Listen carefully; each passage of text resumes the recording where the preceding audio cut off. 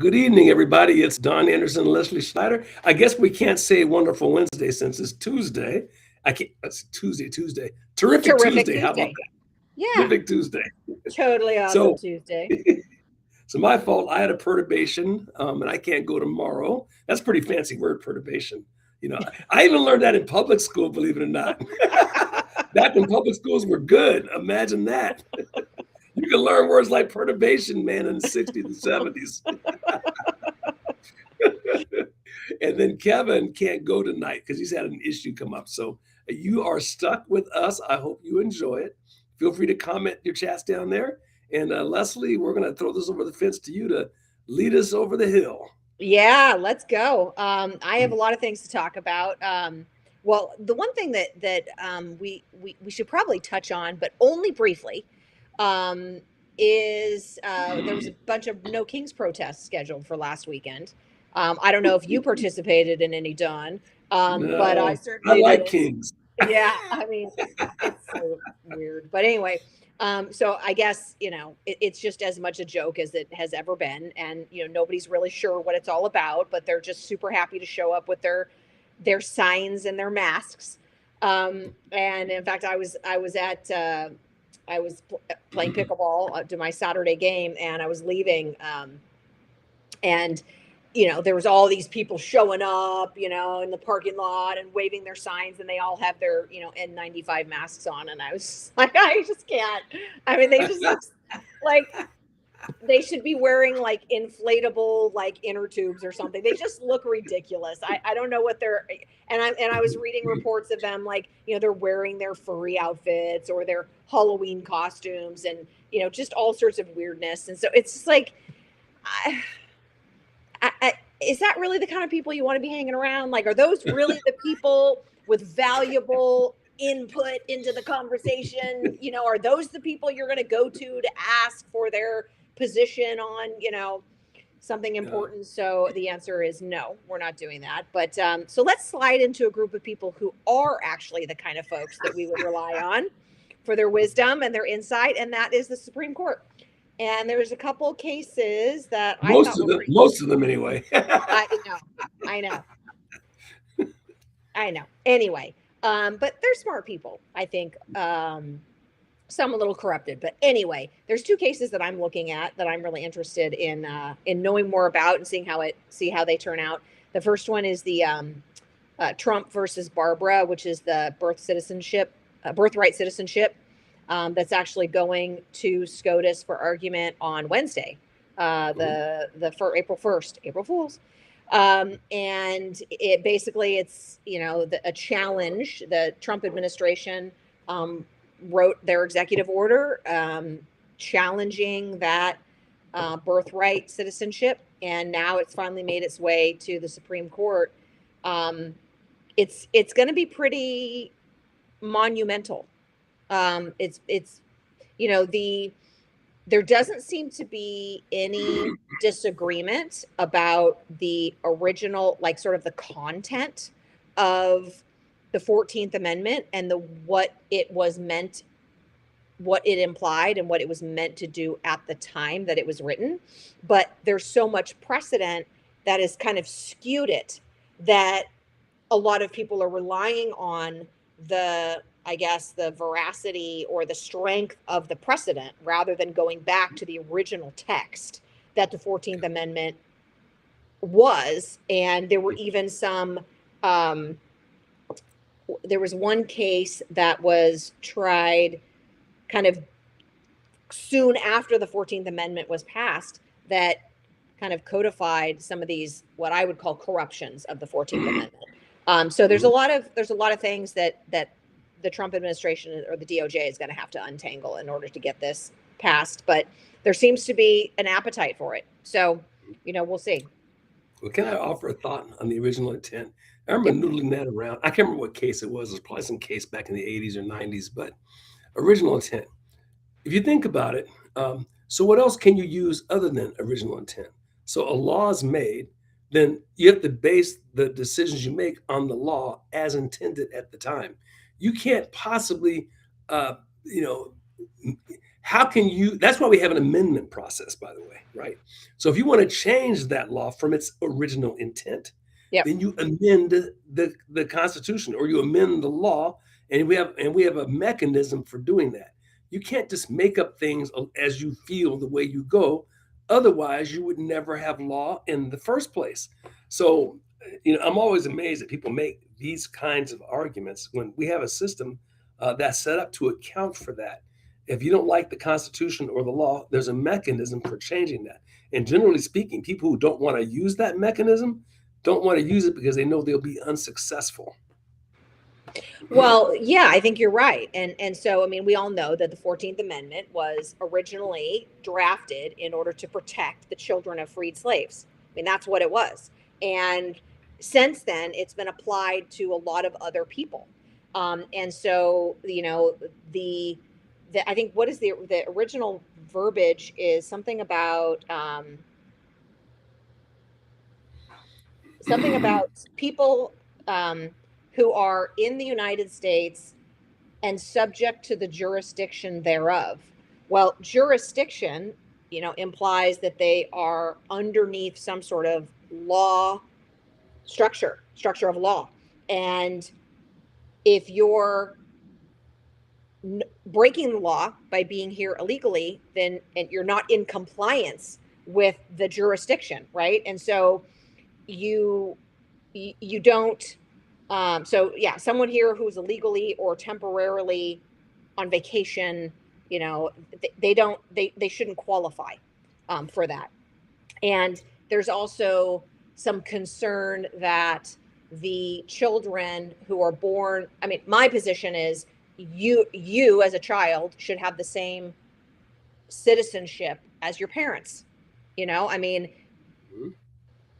that, and that's frankly, that's like what almost every other country in the world does. I mean, we're the only one that somehow grants this incredibly unique special privilege on people who are actually here breaking the law or not even trying, to some of them aren't even asking for it, like you could be here on vacation and your kid could be born here and like, boom. Yeah, I just view this whole thing as a complete no-brainer. Yeah. I mean, and look at how much it's subject to abuse. I remember when I was in LA, people would get like to the 8th or 9th month pregnant and then get here so they can go to a hospital and have a baby here. And then they have a baby as a citizen. Just from a practical standpoint, and the probability that it will be abused is just, it's just huge. Yeah. And it should not be. Well, so anyway, I mean, they're obviously we're on the same side of that. And, but they've got 128 years of settled precedent that they're looking at and that the other side is using in its argument. And there is a strong suspicion that SCOTUS is going to push it back down and that they're going to encourage the people to take it to Congress. And they're going to have to actually, legislate on that and redefine what citizenship means, redefine what, jurisdiction means, subject to the jurisdiction of all these things. So there just needs to be a little bit more or a lot more guardrails put in. The other case that I think is really cool is which was an 8-1 ruling, and it's a free speech case, but it's looking at the Colorado ban on therapy that would encourage or allow or assist somebody who is having same-sex attraction to resist that and helping them to, affirm their heterosexuality and their actual gender versus their perceived gender. So Colorado is one of, I think, 25 states that has a law that's banning this kind of therapy. They're calling it conversion therapy. And, I think it has a history of, being a sort of a bad and corrupt practice. But in truth, it's really just a free speech issue. And 8-1, the law was struck down. And so now the states are going to have to, other states that have these laws are going to have to figure out how they're going to respond. Hopefully they're going to be overnight in favor of more free speech. So I think they have to be, unless they find some way around it. I mean, that's pretty clear that it's legal to have these kinds of businesses, no matter what you think of them. And Yeah. quite frankly, I don't see a problem. If you don't like them, then you don't have to use them. Right. Go talk to somebody else. But I mean, you can't. Yeah, I don't know. Then I think it was interesting that it was 8-1. So that means that you had, two liberal justices, deciding in joining the majority. It was only Justice Jackson who had this warning. I'm going to read it.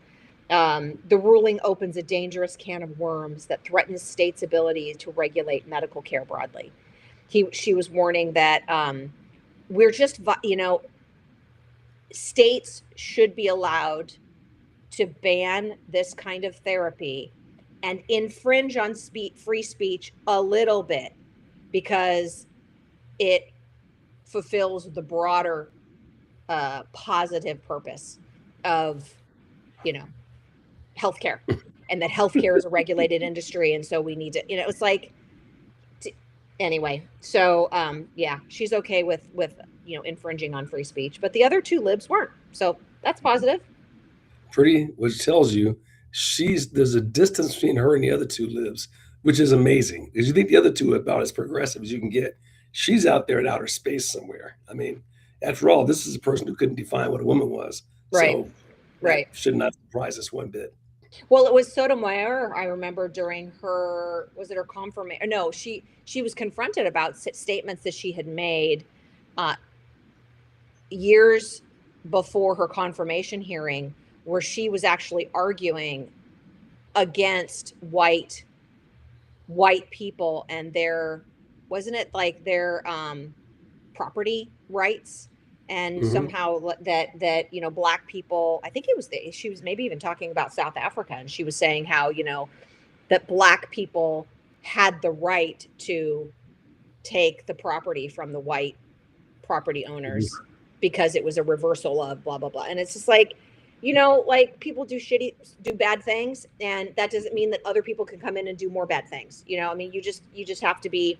We should be moving forward in positivity and moving forward in what's right whenever possible, not justifying bad behavior with more bad behavior. So, yeah, agreed.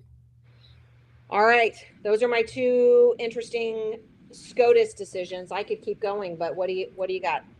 Well, I just wanted to spend a little time on this Portland stuff. I just stumbled across this morning, and it deserved. Hey, I know those of you in the Northwest, you get this, and the funny part about Portland, it's the same in San Diego and LA and San Francisco and Seattle. So it's just the same stuff. Portland sometimes is more that stuff on steroids than the other cities. The other cities just happen to be bigger, but Portland's spectacular. So just a few things. That's when I saw this report that I was looking at with regard to Portland. Peter, a second here to behave for me. Why are you loading my email now? You were loaded a minute ago. Okay, here we go. See what happens when you start talking to your computer, you got problems. So here you go. So Portland, I drove right through the center of the city on Monday at rush hour from Salem, the state capital, through Portland to Washington State. Zero traffic. So it's not my imagination. I am now convinced. That's like the fifth or sixth time I've done this. So we have such a dramatic drop in population, and that's due to people leaving the state, businesses leaving the state, and illegal immigrants going back home, that I don't even think we need more freeways anymore. I mean, there's that much fewer people on the streets that maybe we don't need any newer freeways. The other thing I noticed, and I've never noticed this, and I grew up in Portland, 60s, 70s, 80s, then I went to California. You never had potholes. I'm talking New Jersey style potholes, right? It's just how they've let the infrastructure deteriorate because they're wasting all this money on homeless stuff and other crazy stuff that they're just blowing the money on. But what really got my attention with this article was this. Housing and construction of apartments is at a 15-year low. They back in 2016, $1 billion in apartment construction was going on. Now there's 300 million. They had 8,000 new permits in 2016. They only had 1,800 in 2025. I mean, there's just no permits. Nobody's building. And part of this is I'm listening to the article and thinking to myself, well, another reason nobody's building is because nobody's here. It's like they didn't even talk. Now this just occurred to me as I'm looking at the article. It's like, because people have left. When you go to downtown, I'm not sure what you see in San Diego, what you see in LA. It's freaking empty. It's a ghost town. Yeah. It's like crazy. I've never seen anything like it. You got beautiful new buildings, and now they're spotless because now the city leadership has figured out, oh, we got to clean it up because we got this bad reputation. Even the Trailblazers are looking at leaving. I mean, that's how bad it got. Now it's pristine and clean. You drive down the streets, you eat up, looks like Irvine, right? But Wow. no people. And here's the thing. If you're outside investors and you're looking, because these investors can put their money anywhere in the country, Portland ranked 80th out of 81 places where you should invest in property business. That was a survey amongst the big investors. 80 out of 81 cities in the United States, mid-sized cities. Portland's at the second to the last. I can't imagine what was last. And the reason is because it's a one-party state. It's a one-party municipality. And until you change those faces, you can take all the actions you want to kiss rear end and try to make things back the way they were. But who would believe you? I mean, if I just wouldn't believe you. Yeah. What's going to tell me that you're not going to revert back to more crazy stuff? I had a Right. friend who had a business in downtown Portland, and somebody he had it was a construction type business, and he had like a giant, those roll up garage doors. Somebody crashed into it for like the third time, and the city required, as a part of his fixing his own garage door, that he plant 2 trees. And think about the insanity of that. So now you got to spend money to plant these trees, and it wasn't cheap because some meth head crashed into the garage door who probably shouldn't have been on the streets in the first place because they didn't lock him up the third, fourth, or fifth time. And eventually he moved out of Portland, by the way. He's out. He's gone. Adios. See you later. See ya. I wouldn't want to be you. Him and how many other businesses have just fled the place. And it's that stuff. And I think about the cost of living is so high for so many people. And then you've got these wastelands where nobody wants to go. Oh, That used to be beautiful, that are still beautiful, right? If the human filth would get out of the way. Yeah. And I mean, so what's the name of the really cool part of downtown San Diego? I can't think of the name of it. the gas lamp. Okay, the gas lamp. So in Portland, the equivalent's to Pearl. Let me tell you how crazy they are in Portland. They put a homeless shelter in like next to the Pearl. That'd be like putting a homeless shelter right next to the gas lamp. So now they did. people are They converted. We had this architecturally beautiful, super bougie, high-end mall called Horton Plaza, right remember Horton Plaza. Yeah. downtown. Uh-huh. And the homeless people were sleeping all over the place. They had to turn the fountain off because people were They were like taking a bath in it. splashing and bathing. So now, you know what's in the fountain now. And eventually, and then nobody was shopping there. So eventually Yeah. they closed it and they turned it into a homeless shelter, Dawn. So we were Horton, right there. Horton Plaza is a homeless shelter. Yes. Wow. See, I haven't been to Horton Plaza in like 20 years. That's unbelievable. Yeah, well, that's essentially what's happening. The thing that gets me is this is what they're doing to the hipsters. This is the part of town that's like the most hip. They're willing to trash them. So I don't know. I do have, this is the hope. People get punched in the face enough, they will change their voting. Do you understand why it's like this? Just connect the dots. You keep voting for these people. And it's specific to this county, by the way. The counties around it, Washington and Clark County, they're fine. I was talking to my brother-in-law who's in Beaverton. Beaverton's not in Multnomah County. That's the second, it's like the 4th biggest city in the state. It's right, suburb of Portland. And their cops are there and there's no bums in the street. Nobody's sleeping in the street. They arrest people and put them in jail. So when you drive around there, Tigard is another suburb. Like, you don't see any of that. But Multnomah County, this is where the crazies are. And unfortunately, it's the county that drives the state, just like you have 4 or 5 counties in California that drive the state. That's right. That's right. I really, it boils down to the people who did this have to leave office. In cuffs. Yeah. Preferably in cuffs. In cuffs. Yeah, because they are traitors. I mean, look, we had like Antifa protests of the ICE building downtown.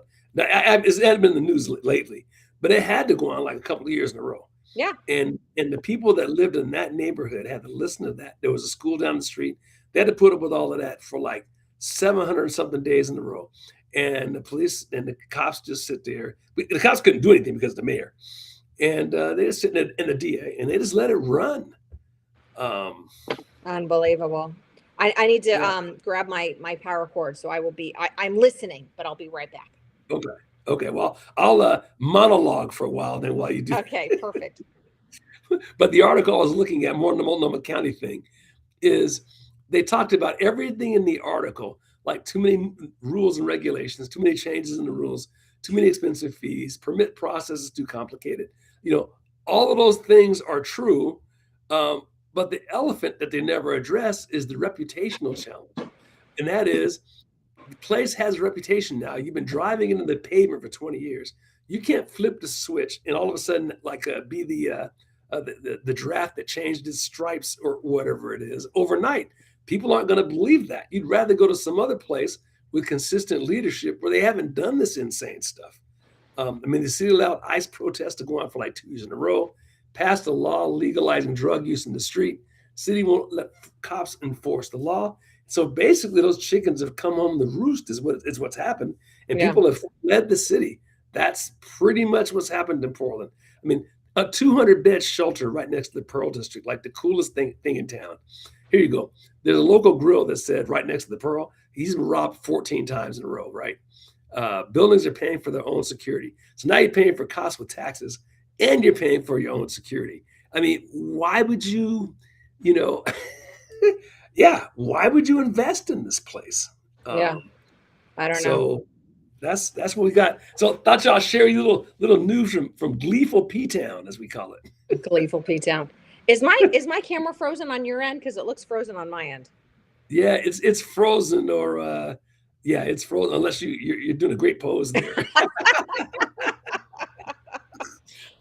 don't know what to do. I don't know what to do. It's Well, I say we can hear you fine, so all right. you talking will eventually unfreeze. Yeah, maybe. Okay. All right. Do you want to, let's see, there was another thing. Oh, the one thing that I didn't mention about the California, we didn't talk about the California governor's race. That was No, just not something yet. that We want to got talk to about? Okay, we talk about corrupt politicians. Of course, we need to talk about California. California. After we talk about Oregon. So the California governor's race, I think we've talked about this a little bit in the past, and probably everybody knows this, but I'm just going to say it again. But in California, we have a jungle primary, which means that everybody gets on the ticket, and the top two vote getters are the ones who go to the general election. And this was passed. This was a Democrat initiative because they wanted to own the top two spots, and it's worked for them. But this year, we actually have two really great Republicans that are kind of scooping up, some of the attention. We have Steve Hilton, who's a businessman, and we've got Chad Bianco, who is a sheriff. So anyway, they used to be at the top two poll. What do you call it? Poll. I don't know. Numbering people. We'll call it pole position. Okay, yeah. I was like, poll getters. What is it? Yeah, no. Poll positioned candidates. Now they're in the top four. Eric Swalwell, Democratic Congressman Eric Swalwell, is actually leading at 17%, followed by Steve Hilton at 13%.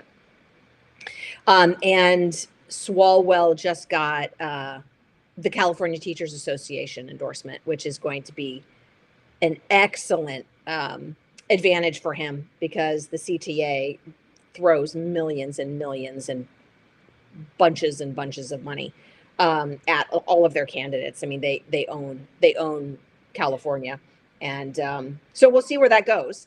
But the other interesting thing about Swalwell that everybody is probably aware of is that he's the guy that was sleeping with the Chinese spy, and now the Trump DOJ, Kash Patel, and the FBI are looking at opening up all of the records on the counterintelligence probe into Christine Fang, also known as Fang Fang, who helped Swalwell with some fundraising during his 2014 campaign. And what I think is interesting is that during the whole time that the investigation was going on, Swalwell was sitting on the Intelligence Committee, the House Intelligence Committee.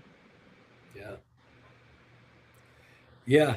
Well, in the Democratic Party, that sort of thing, what sleeping with a Chinese spy, that's like that's a feather in your hat. I mean, it's just they're untouchable. Like it makes you wonder, like, how do they look at themselves in the mirror? Yeah, well, there is, if you're looking for morality, it's just not there. These people are completely unprincipled. And I think you have to kind of recognize to a certain extent when they're dealing with politicians of pretty much all stripes. And I'll beat up, I'm just going to beat up all of them. I'm not saying there's no good guys, but man, a lot of these people, they're not like the rest of us. I'll go back to that quote from, I can't remember the Friedrich Hayek, The Road to Serfdom. His quote was about why do tyrants rise to the top? It's because they're willing to do things that people like regular people, moral people won't do. Politicians are generally willing to do things. Think about what it takes to get into those positions. They're doing things that just, there's exceptions to the rule. I'm not saying there aren't, but that's just human beings. Yeah. We got to know what we're dealing with. Yeah. They'll do anything to get elected. So it's our job to make sure that they feel enough pain that they do the things we need them to do. Well, Patel is actually looking at sending agents to China to interview Fang Fang to see what she has to say, because she fled to China when things started to get a little dicey. So we'll see. I mean, again, of course, the Democrats are saying this is political weaponization. Of course, conservatives could say, so what? I mean, you've been doing that to us the whole time, Sure, of course. How does that feel to come back and hit you, in the face? What's good for the geese is good for the gander. I mean, you open the door on this game. Yeah. They wanted to play hardball. They've been playing hardball for 40 years. Yeah. And finally, somebody's playing hardball back. I am thrilled that they're playing hardball back. I know some people have a problem with the language and all that stuff used. Personally, I am just thrilled. They need to be punched right in the face. Most of America, one of the things that makes this country great is we're so nice. We are such nice people. And I genuinely mean that. I mean, I've been all over this country, big cities, small towns, all that. People on balance are just wonderful. But the worst among you will take advantage of that. How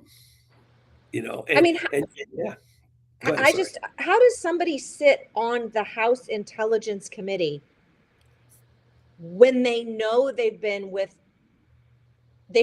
having an affair with a Chinese spy? All of their colleagues know. He has access to national intelligence. I mean, classified information this guy has access to. How is this guy trusted to make any good decisions about anything? See, this is going to sound horrible, Leslie, but you got to stop thinking like a moral person. Your mindset almost, imagine you are a homicide detective and you got to like crawl inside the brain of like a mass murderer. I mean, you have to crawl inside their brains, think how they think. And then when you finish doing that, you have to like open your brain up and pour some like soap in there and wash it out. So you can like walk around the rest of the day, because you have to think of these people differently. They don't think like you and me. They just don't. I've been convinced for the longest time that our representatives, we call them our House of Representatives, our representatives do not represent us. No. They do not look like us. And if you don't believe that, like 90% of them are lawyers. And I'm saying, on the one hand, that's like a joke, but it's true, because they all go to the same schools. Yeah, they do. And they all get communized and all that goes along with it. So there's only a handful of them that are able to escape that 20-year, 25-year process of being communized. Well, and if they really are going to represent us, they probably shouldn't be an Ivy League lawyer. They should be mechanics. Well, yeah, they should be from among us. Yeah. If you think back to at the founding, when you had guys like Adams and Washington, these guys were farmers, basically, who went. And Jefferson was a little different, but he was a farmer too. But basically, they were farmers. They went, did their thing, and they went back. Or you had a guy like Grant, and or even Truman, who people beat him up because he was a failed haberdasher, was what they called. He failed in the hat business and didn't do well. And Grant, of course, failed multiple times in multiple different businesses and wound up being a great general. And Truman wound up being a great president because they were from among us. Yeah. with all the foibles that go along with that. Yeah.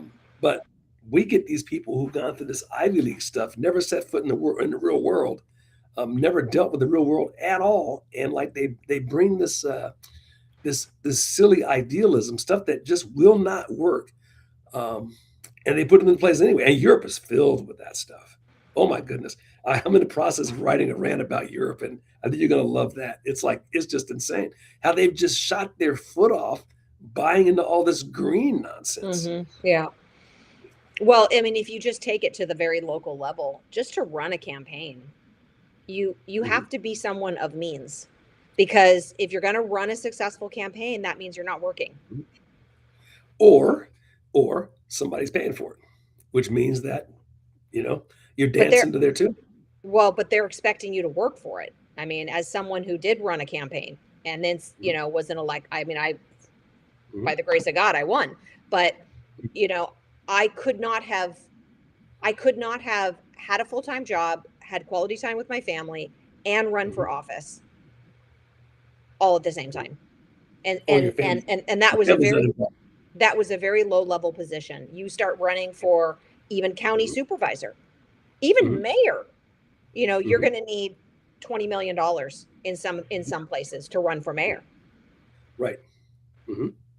Yeah. No, So that's I just mean, that's just not the regular person. That's not the mm, everyman who can do that. no.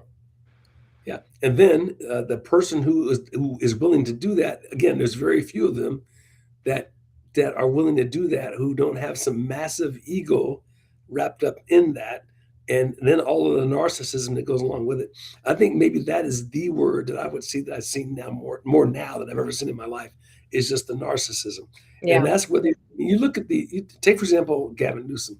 I don't know that I've ever seen a more obviously narcissistic candidate in my life. I mean, there's others, but he doesn't stand for any. Well, he does stand for stuff, but there's no agenda that he can speak to, no successes, no articulation of ideas that might change things ever. I mean, never. It's just a preening, good-looking guy who thinks he's got the pretty story and the pretty boy is going to run for office. I mean, that's what he is.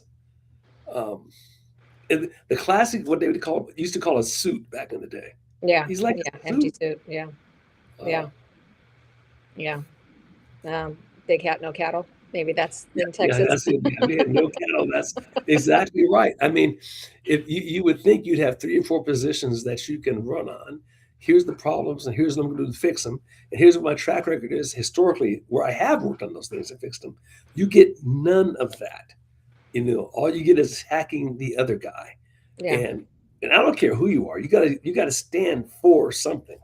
Yeah. It's But, some yeah. once they get to a certain level, Don, like they don't even need to answer any questions. It's all just gobbledygook. It makes no sense. Yeah. What they do, and who's going to really even stand up and say, liar. Who's that guy, Joe, somebody who screamed out liar, at Obama at the I State of the remember that. Union, That was great. and he was vilified. Like, I can't believe, that who, Uh-huh. that it's so undignified. It's like, Uh-huh. the guy's lying. Nobody has a problem with that. Yeah, That's exactly. okay, but the guy who calls it out is the one who's the problem. Or Nancy Pelosi tearing the State of the Union speech.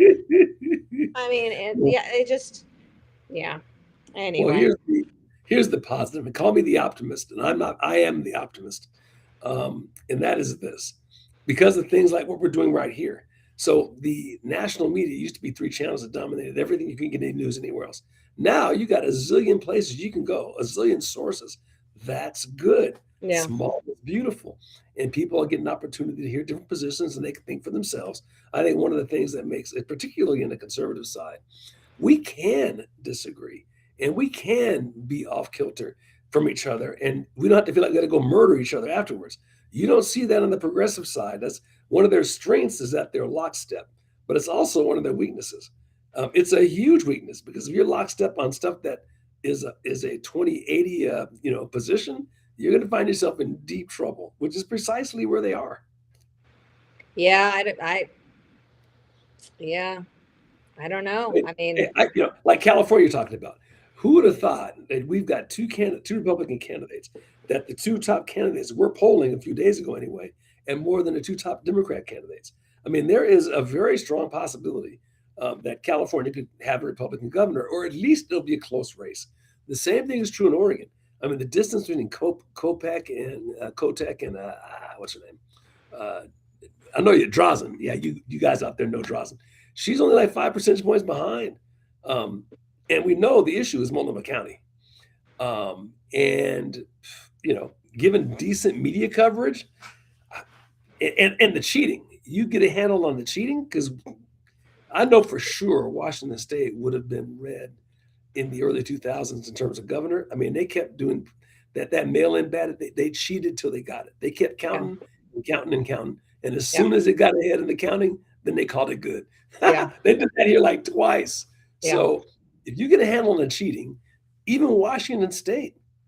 So, well, we'll see how things shake out over the next couple of weeks while Congress is on break and you've got ICE in the airports, and DHS is paid again. I mean, there were like 500 people who quit. There were like several thousand who just weren't showing up for work, but I think there were, right.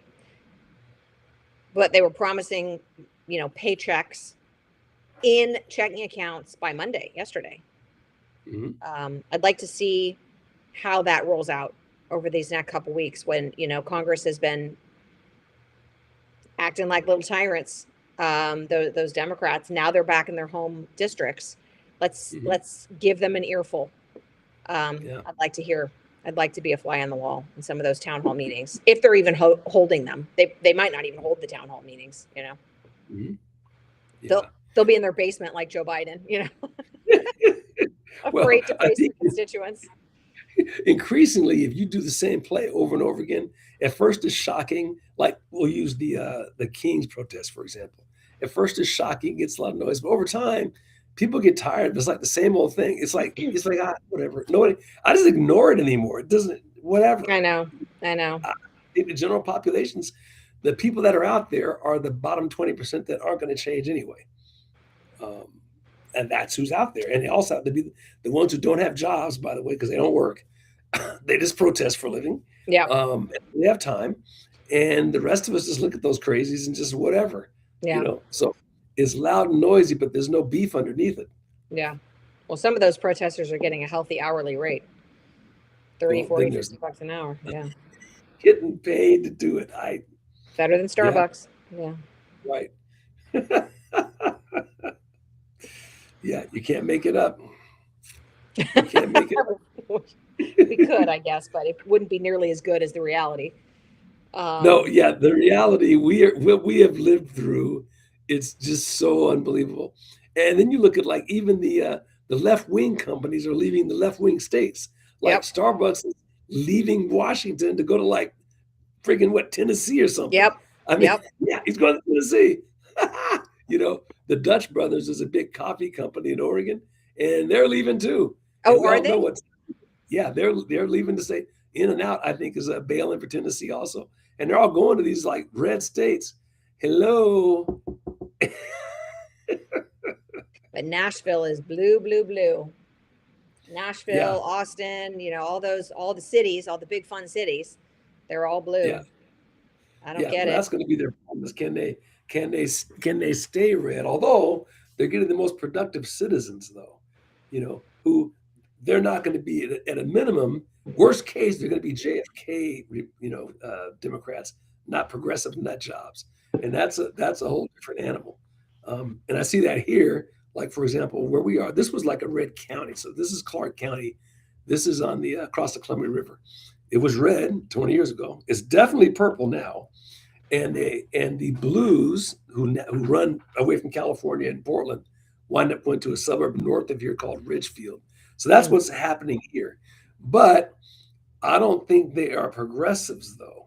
They are what I'll call JFK Democrats. They don't want to see crime in the street, right? Yeah. That sort of thing. So while I'm not thrilled about it, it's not as apocalyptic as what you saw in Portland. And they won't tolerate that stuff. And the police here still enforce the law too. That's the other thing. I mean, there was a guy sleeping about 4 blocks from here on the corner, and of course, I was all over that. And the cops were there like instantly. So, in fact, one of them told my wife, "Is like, oh yeah, you call this part of town, we're on it." So, so there's a drawbridge that separates. I don't know if you knew this. I-5, the only drawbridge in the United States is I-5 that separates Oregon from Washington. I like to say, like, raise the drawbridge and just leave it up. Oh my gosh. It's the moat. The Columbia River is the moat. So you guys Oh don't have my any God. moats down there. Yeah. Well, we've got Coronado. Yeah, it's a little You can tiny always- island that you have to drive over a It is- big old bridge to get to. We've got a SEAL base over there, and yeah, Yeah, but it is nuts. But California's going to lose probably what 5-6 electoral votes. I mean, that's like insane. And this governor who has the audacity to run for president, you were the guy in charge of a state that lost 5 electoral votes. What in the wide world of sports is going on here? And you think about all the companies. I mean, Chevron's bailing. And it's just like nuts. Huge companies. Is $8 a gallon there now? Is it 7? I paid 2 days ago. I paid over $6.50 a gallon. Well, I'll stop complaining because we're bad in Washington, but we're not $6.50 a gallon bad. And I Yeah, didn't buy I the think I 91. saw I bought the 89. I bought the mid tier. Yeah, I think I saw Seattle, one of the really nice neighborhoods in Seattle, in like kind of a touristy almost area. I think it was like 6. I think that's the worst I've seen here. And it's bad here. I mean, it's like what 5.25 or something, I guess 5.30, but it ain't California bad. Yeah, last week it was $1 less. My brother texted me and said, "You need to get somebody." I was out of town. He said, "You need to get somebody to grab your car and fill up your gas tank." Because it's, he had it all down, like Costco, it's this, if this Mary Brothers, it's this, he compares the two. I'm like, I have a 10-gallon tank, right? I mean, it's like, I've got nothing. So I could pay top tier. I could pay $10 a gallon. It's a 10-gallon tank. I'm not going to drive across town for 30 cents a gallon. But And this is like California should be an oil-rich state. There's like refinery. I mean, there's oil in the ground in California. Yep. Like Texas. Yep. But we And import it. We import over 60% of our oil in California. While we're chasing out the 40%, suppliers. Valero, like you said, Chevron, gone. Bye. Yeah. We don't need you guys. It's. I mean, it's those very were good union jobs. Those were great jobs. They built families. They built futures. And gone. It's very similar. I was looking at stuff like Great Britain, for example. So Great Britain is like literally destroying itself. And one of the things, so they've pretty much outlawed coal. Coal was like the driver for 2 centuries for that country.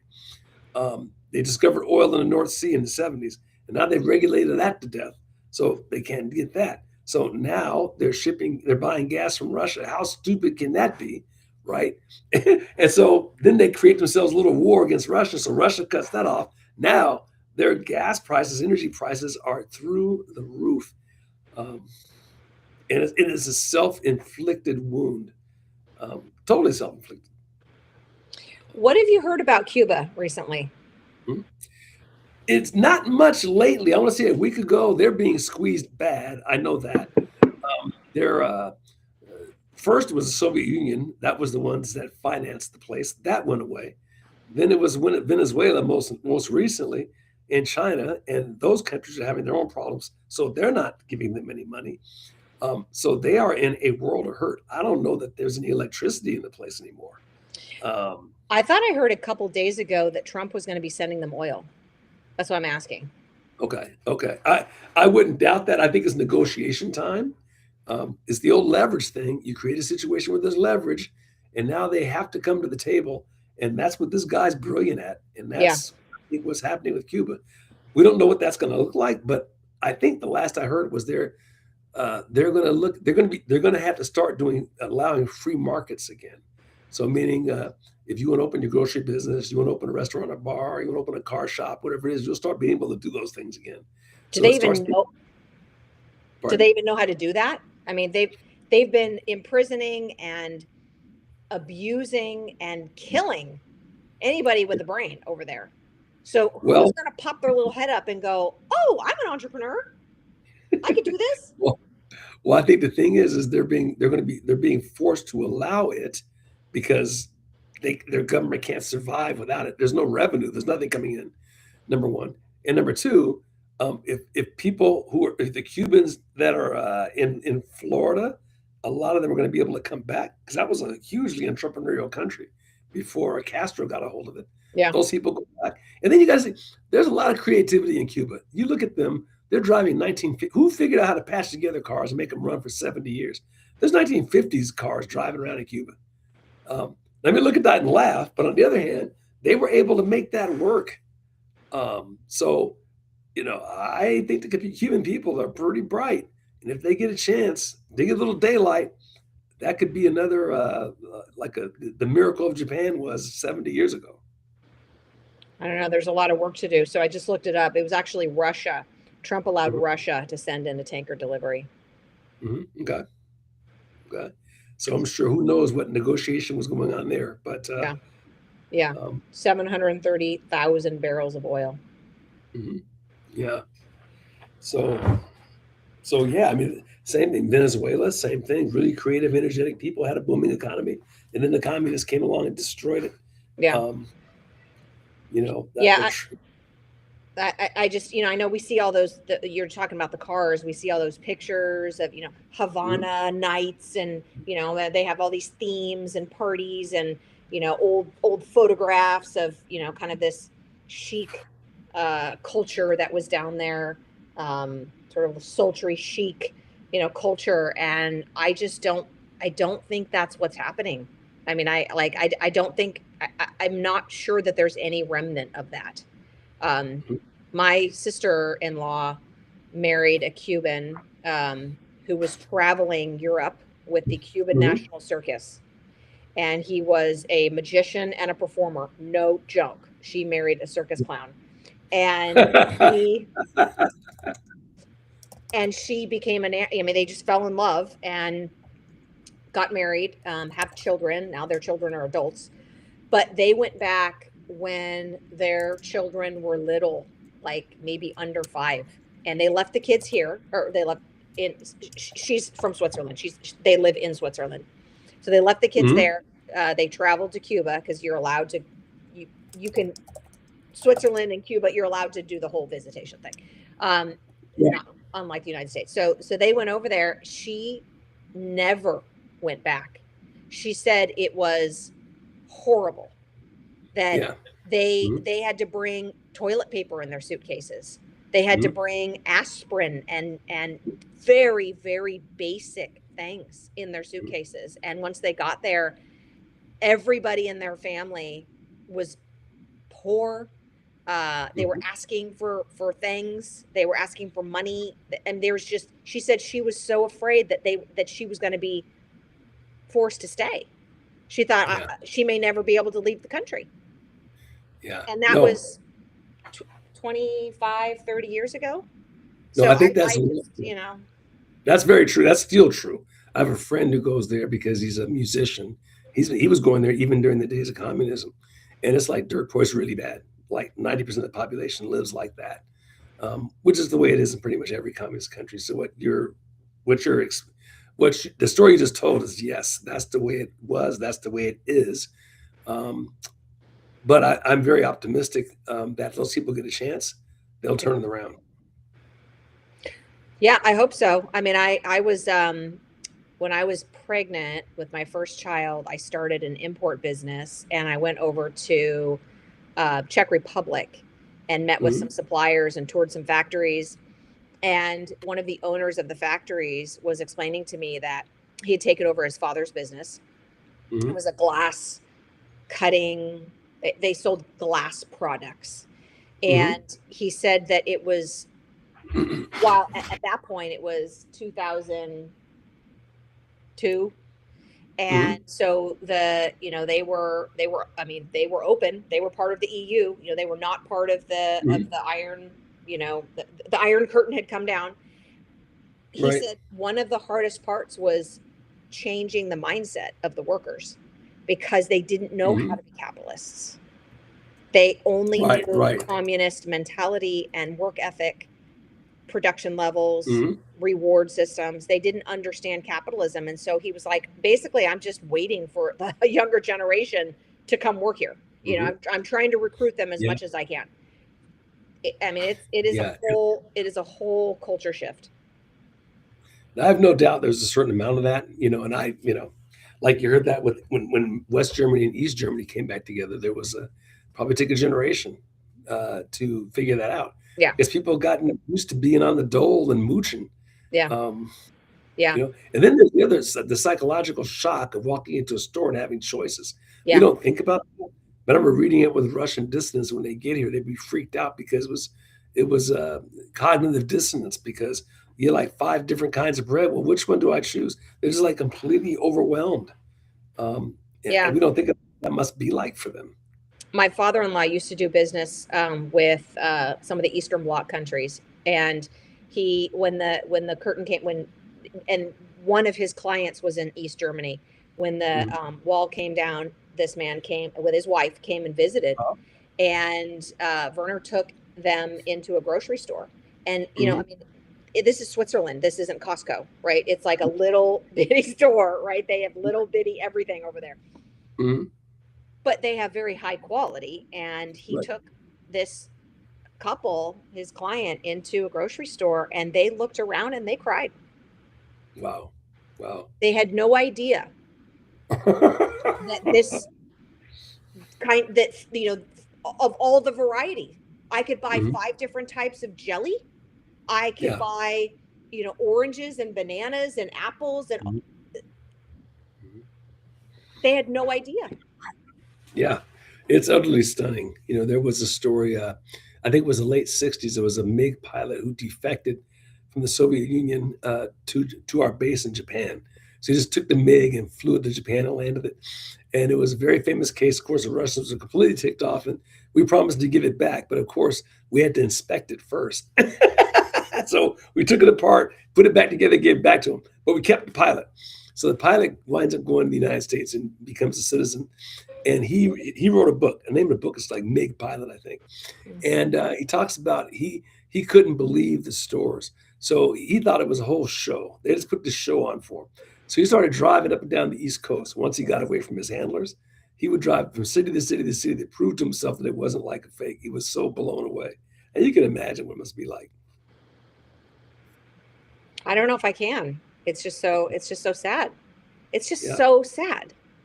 right, right. But it is what it is. We are blessed beyond belief, and most of us don't have the gratitude for it that we should have. Um, but when you look at the close call we just had, that caused me to have gratitude. I can tell you that. And that was the first thing that, when this whole thing with the masking and all that other stuff went on, I thought to myself, and free speech was shut down, and people are telling you what you can and can't do, and you can't go here, you can't go there, and your money's you can't use money here, all of that. And I thought to myself, we're losing it, and I really began to appreciate it at that moment.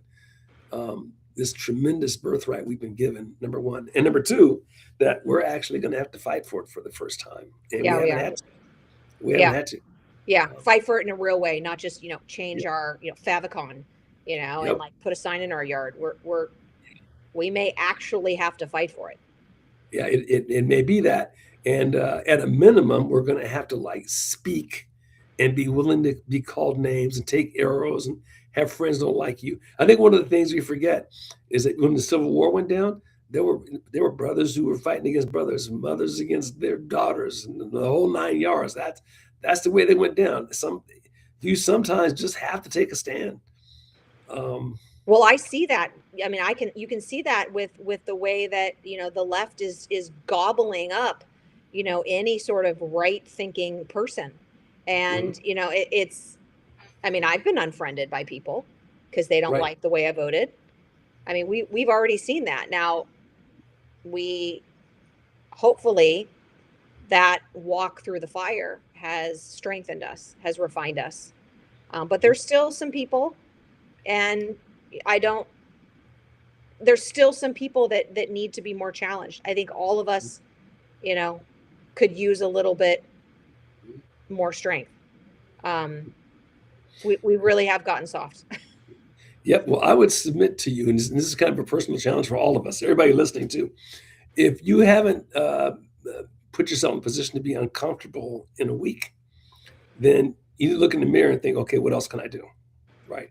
If you haven't had an uncomfortable conversation, and I'm not saying screaming and yelling, but just when you disagree and you debated something out, right? You might both be on the right, but maybe one person's more right than you are, or whatever it is, right? Yeah, yeah, You got to refine that skill, that debate skill, because in that discussion skill and that knowledge skill, and the only way you do it is by talking. Because you might walk away from that and think, oh, I didn't think that person said this, that, and this. That's really good. I hadn't thought about that before. That person has a point. I mean, that will happen.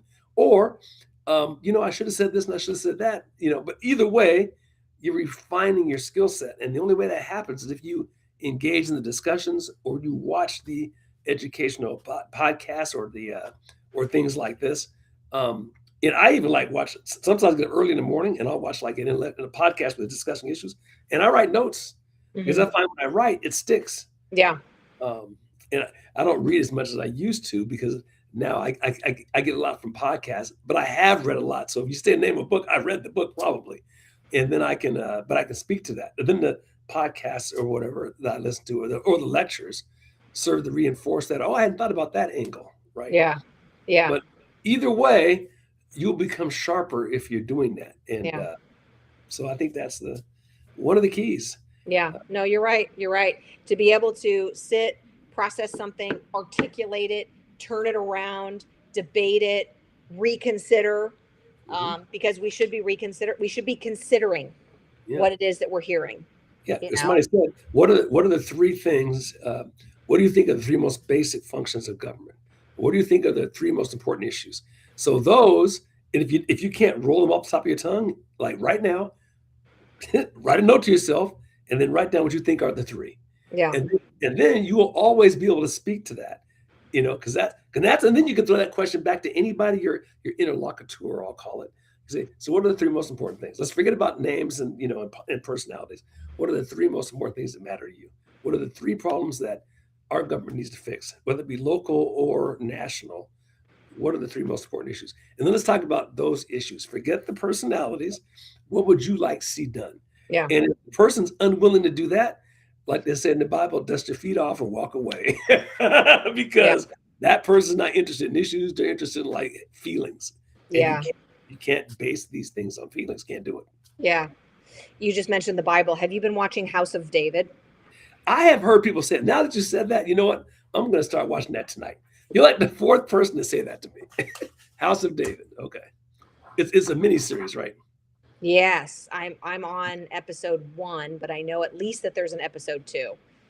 Episode series, season. Yeah. It's excellent. It is quality writing, quality acting, cinematography. It is biblically accurate. Okay. They take a little bit of creative license in some areas that are unimportant, Right. but I'm really enjoying it. It's like The Chosen. There's so many Christian movies in the past. You kind of like watch them because you kind of want to just like, I want to like help the effort, I want to support the director or whatever, right? Yeah. But they weren't great. Right. The Chosen and The House of David are great. Okay. Well, I wrote it down. I'm gonna go put on my jeans. This is back from work, and put on my robe and my t-shirt and all the beer, and that's where I'm headed right now. All right, L'chaim. Well, hey, there you go, slam dunk. Well, sports fans, we have gone over our limit by 4 minutes, and I just want to reinforce for you all because somebody asked the question in the chat thing. So we will maintain our normal Wednesday night at 6 o'clock routine. except for tomorrow because it's a Holy Week and I gotta do a penance service, so I am like completely locked up, so I can't be there. But the following Wednesday, Leslie and I will go back to our regularly scheduled thing. So we hope to see you all there once again. Closing thoughts on Leslie? No, I don't. I mean, I'm looking forward to you know, every discussion I have with you, Dawn, is like it takes a different angle. I go in with one set of ideas, and we just have a really robust conversation. So, always look forward to these podcasts. Same here. Every time I come into them all tired and raggedy, as soon as I get on here, I'm like energized. So I know, and you make me laugh, so I appreciate the conversations. we gotta laugh. Gotta laugh always. Yeah. Yeah. All right. So Leslie, I will see you not this Wednesday, but the next Wednesday. And the rest of you, I'll see you all then. You guys are wonderful. And Happy Easter. Yeah, happy Easter and go America. Good Good night, everybody. Alrighty. Bye. Bye-bye.